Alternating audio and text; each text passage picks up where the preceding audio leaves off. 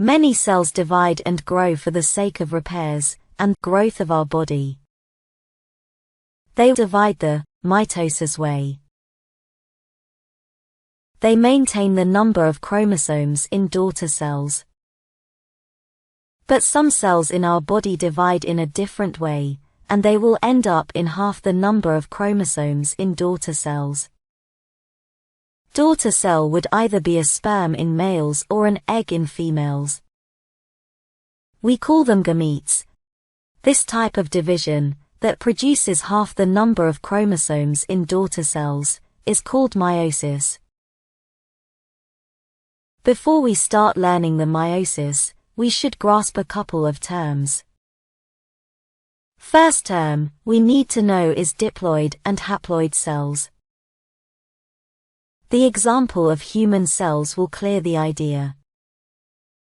A human somatic cell contains 4, and one cell ends up in 2 diploid daughter cells.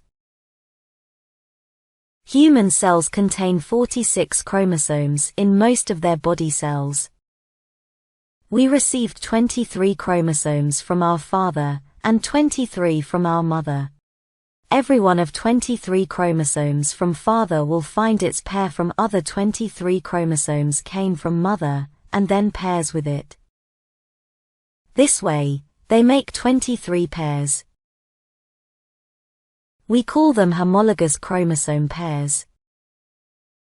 Chromosome from father binds up with its homologous pair chromosome from mother. By doing this, they complete their pair, and this process is called synapsis. This way, they form a tetrad, which means 4 chromatids. We can also call them bivalent, which means 2 chromosomes. Technically, they are still 2 chromosomes only, paired together. The homologous pairs join each other at a point named chiasmata. The point, chiasmata, can be different for different pairs.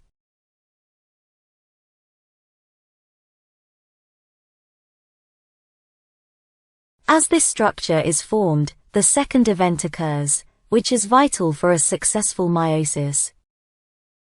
We call it crossing over.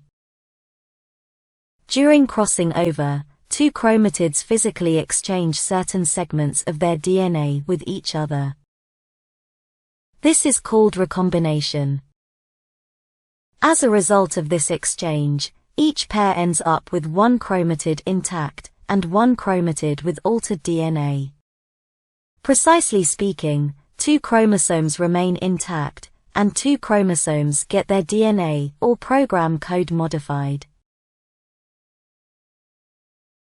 The sections they have traded correspond to their point of contact.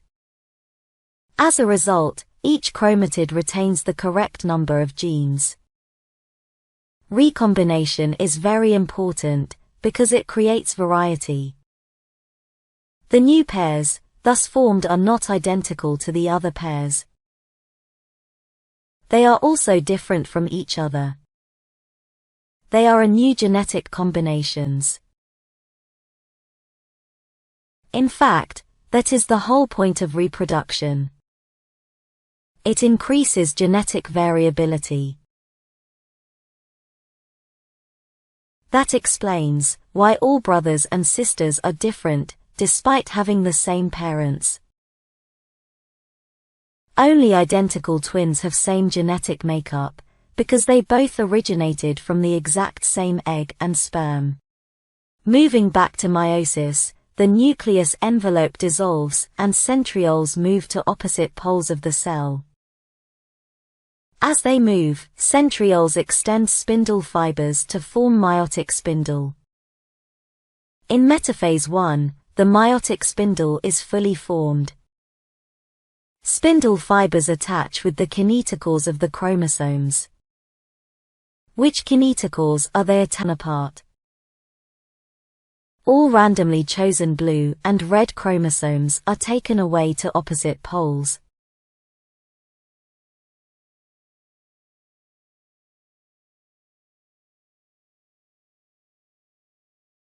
In metaphase 1, bivalents align along the metaphase plate randomly, where they are randomly attached to spindle fibers. It provides even more variety of combinations, and ultimately, genetic diversity. In anaphase 1, the homologous chromosomes separate and move to opposite poles.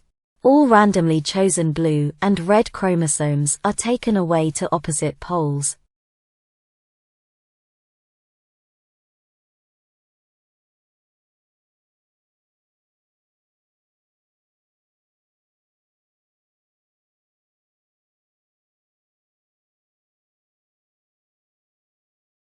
That means, the number of chromosomes will be half in each daughter cell, making them both haploid cells. Meiosis 1 ends with telophase 1 and cytokinesis. Nuclear membrane reforms and chromosomes decondense to chromatin structure. Cytokinesis separates the cytoplasmic material and organelles, and cleavage furrow separates the two daughter cells. Since the product of meiosis 1 is two haploid cells with duplicate chromatids, cells don't have to duplicate chromosomes again. But, they go through a resting phase for sure.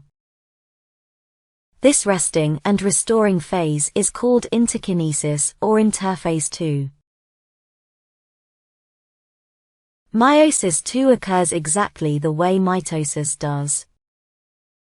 It will just separate sister chromatids. During interphase 2, centrioles again duplicates and start moving towards opposite poles of each cell. In prophase 2, the sister chromatids condense. Spindle fibers start to form as nucleolus, and nuclear membrane disappear in each cell.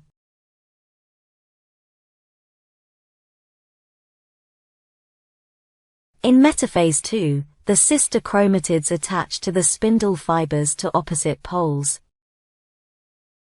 The chromosomes are aligned at metaphase plate, attached to the spindle fibers.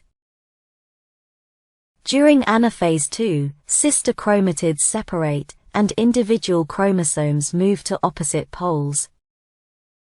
The entire process ends with telophase 2 and cytokinesis.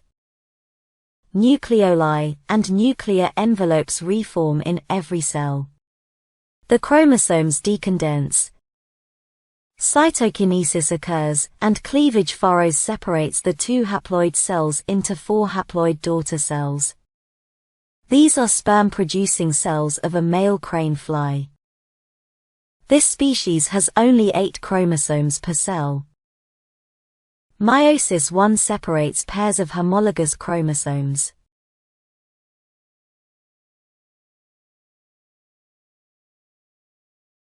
It results in 2 haploid cells.